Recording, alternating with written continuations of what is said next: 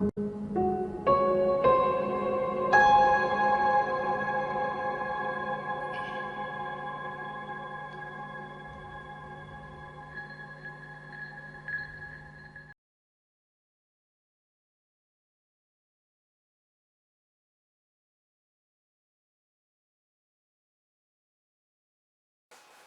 Eric, voilà. Bonsoir. On est enfin ensemble et projeté donc lors d'une rencontre au niveau d'Aikido de t'interviewer pour le site donc, de notre dojo, hein, la Setai, et de t'inclure dans notre petite chaîne web pour avoir ton ressenti, hein, sur ta pratique de l'aïkido, et puis aussi pour marquer le fait que on a de longues années en commun dans le développement de l'aïkido, et puis je rappelle que tout simplement tu es le cofondateur du dojo de Senlis avec moi, et l'aventure a vraiment commencé à ce moment-là. Ça remonte à quelques années maintenant, et donc j'avais vraiment envie de t'inclure et de t'interroger sur ton propre parcours sur l'aïkido, parce que pour moi tu fais partie donc des gens qui ont fait naître notre dojo à Senlis. Donc voilà, sans aller plus loin, on va commencer directement, on va rentrer dans le vif du sujet. Je voudrais que tu reviennes un petit peu sur ton parcours dans le monde des arts martiaux, et puis plus particulièrement donc, sur l'aïkido. Oui, tout à fait. Eh bien, j'ai commencé à faire du judo quand j'étais enfant, et d'ailleurs c'est ça qui m'a incité à revenir à la montagne Sainte-Geneviève, parce que comme j'ai fait du judo à la montagne Sainte-Geneviève en étant enfant, quand je suis revenu à Paris en tant qu'étudiant, j'ai eu le plaisir de retrouver ce vieux dojo. Et j'étais étudiant, j'avais un emploi du temps assez serré, et la seule pratique que je pouvais faire, c'était l'aïkido. Et donc je me suis inscrit pour faire un cours d'essai, et ça m'a tellement bouleversé que je me suis relevé pendant la nuit pour refaire les techniques, parce que franchement, je trouvais ça absolument génial. Ça m'a touché profondément. Je me suis dit, mais c'est un génie qui a inventé ça, c'est pas possible. Et du coup, j'ai commencé cette pratique en 78 à la montagne Sainte-Geneviève. Et puis, étant étudiant, je me suis aperçu que j'avais le droit aussi de faire des cours d'aïkido à des tarifs intéressants. Donc, je me suis inscrit conjointement à des cours d'aïkido qui étaient proposés à la fac et tout. Ce qui m'a fait pratiquer deux styles d'aïkido différents, puisque durant la semaine, une partie de la semaine, je pratiquais le style de maître Floquet, qui était à l'époque l'aïkido Yosekan, et puis qui a changé ensuite pour devenir l'aïkibudo. Et 2 fois par semaine, je pratiquais l'aïkido de maître Noquet. Et donc j'ai commencé, je faisais de l'aïkido presque tous les jours, parce que j'étais passionné, j'aimais beaucoup ça. Je pouvais m'entraîner le midi à la fac et le soir à la montagne. Et puis voilà, donc j'ai pratiqué pendant une dizaine d'années avec donc maître Floquet. Et puis j'allais voir aussi de temps en temps mon professeur, mon ancien professeur, qui lui entre-temps était passé chez Christian Tissier. Donc du coup je faisais aussi le style de Christian Tissier. Je suis allé dans son dojo d'ailleurs, j'ai fait 2 ans dans le dojo de Christian Tissier. Enfin voilà, j'ai beaucoup rencontré de personnes différentes. J'ai fait aussi un peu le style de Maître Tamura pendant un temps. Voilà, j'ai un peu cherché sans être toujours passionné, mais à un moment, au bout de 10 ans, 10 ans de pratique, un ami me dit Ah ben écoute, là il y a un très grand maître d'aïkido qui vient, il faut absolument aller voir, c'est le seul 10e dan qui existe, il faut absolument aller voir. Et donc c'est comme ça que je suis allé pour la première fois euh, voir Maître Ikisuchi. Euh, voilà, donc ça m'a aussi très fortement impressionné. J'avais vu déjà beaucoup de maîtres japonais qui passaient à Paris. J'avais vu bien sûr Maître Tamura, j'avais vu Kobayashi, j'avais vu Maître Endo, j'avais vu beaucoup de maîtres différents. Mais Kisuchi Sensei m'a vraiment profondément touché. Ce qui ne m'a pas empêché dans les arts martiaux de pratiquer. Donc j'ai fait aussi du karaté quand je suis arrivé ici en Bretagne. J'ai fait du systéma aussi. J'ai bien aimé systéma, je trouvais que c'était marrant. Je fais aussi toujours du tai chi et du qigong, beaucoup. Voilà, un peu mon parcours dans les arts martiaux. Oui, c'est ça. J'ai fait aussi du Yaido à l'époque avec le groupe Floquet. J'avais fait un peu de Yaido. Voilà. Mais de façon très modeste. Euh, à part pour l'aïkido, je suis vraiment investi profondément. Ouais.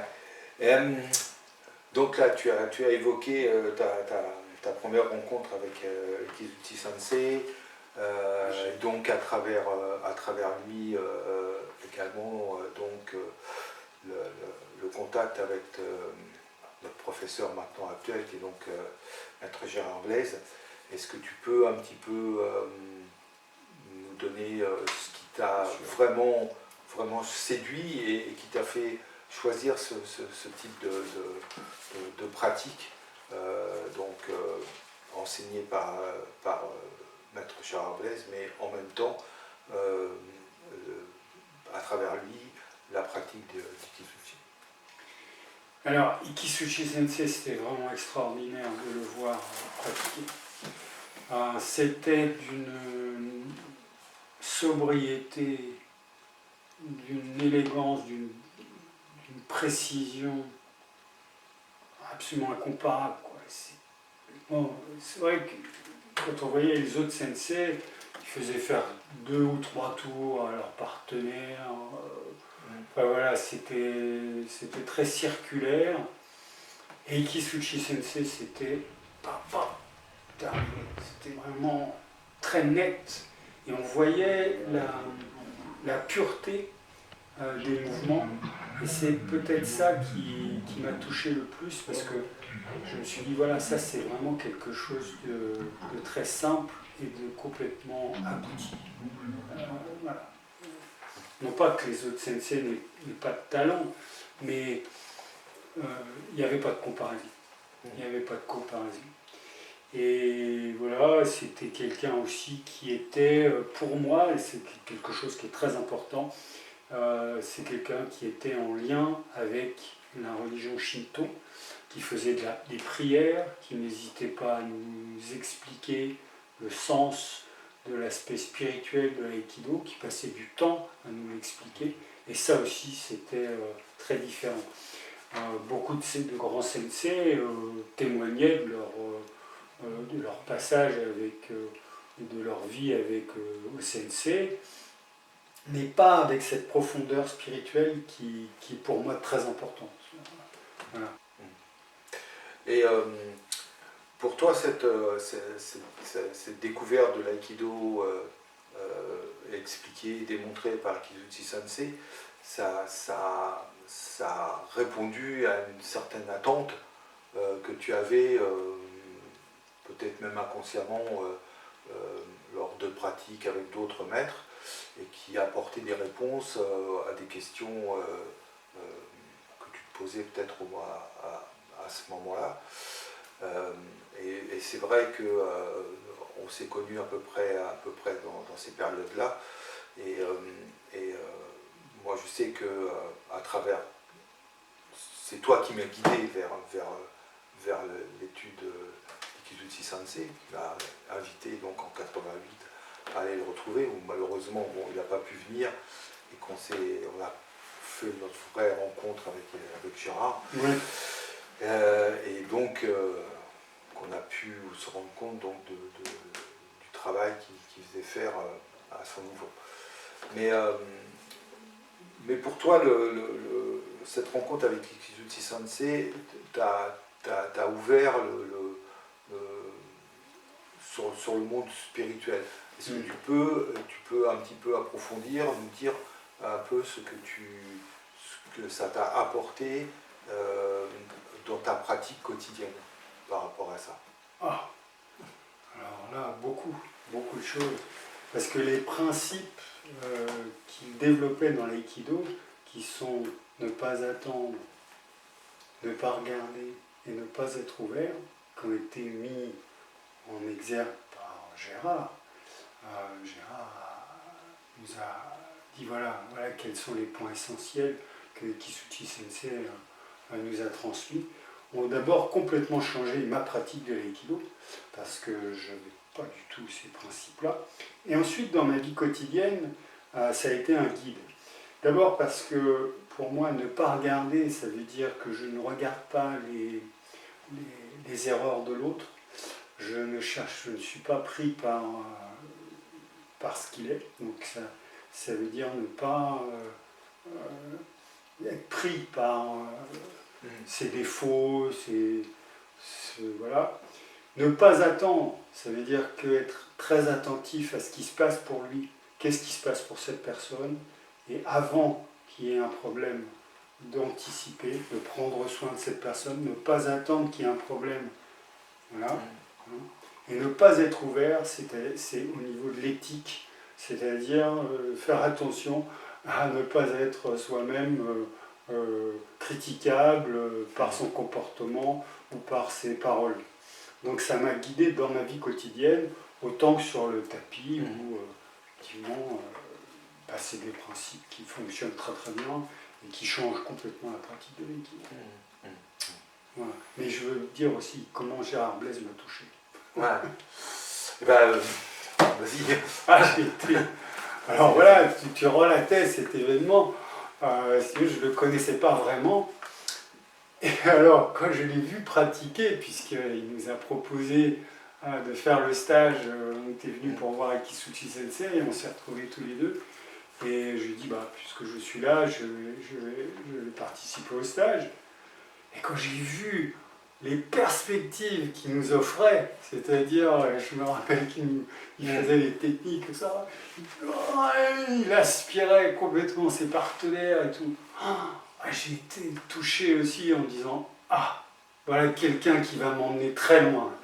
Parce que c'était pas un petit aïkido, c'était du grand aïkido, c'était quelque chose de... j'ai dit, voilà.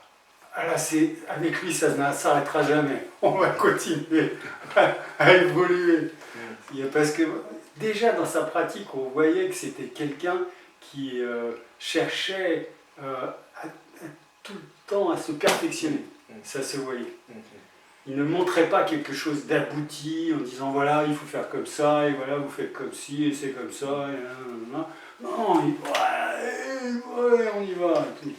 Alors j'ai dit à celui-là, il faut que je le suive. Ouais. C'est vrai qu'on a cette sensation d'être... c'est-à-dire qu'on est pris dans sa technique, mais aussi on est pris dans son enthousiasme. Dans sa pratique. On se dit, c'est la direction qu'il faut faire. Et on est plein d'énergie, justement, pour être avec lui et l'accompagner. Et sa passion nous prend. Et c'est vrai que il y a à peu près 2 semaines, on était encore en sa compagnie pour un stage, le Xème stage qu'on fait avec lui, avec les enseignants de son groupe. Et on est toujours aussi enthousiaste avec toutes ces années. Ces découvertes qu'il fait et son enthousiasme à nous partager ses découvertes. Et comme disait Ikitsuchi Sensei, ce que j'aime chez lui, c'est que c'est un homme d'excellence et de perfection. C'est ça qu'il avait. Oui, je me souviens de ça à l'UNESCO, quelqu'un avait posé la question dans l'Assemblée, mais sensei, avec qui doit-on pratiquer pour faire votre Aikido? Il s'était retourné, il avait pris Gérard par la main, il avait mis devant la scène. Voilà, c'est avec cet homme-là qu'il faut faire. Je me souviens de cette expérience qui avait été un homme de perfection. Et venant d'Ikisuchi Sensei, dire c'est un homme de perfection. C'était un point. C'est sûr, c'est sûr. Gérard Delerue est le seul occidental à avoir reçu le 7e dan. Donc, vous pouvez tous aller pratiquer Aikido dans le dojo de Gérard Delerue. S'il vous plaît.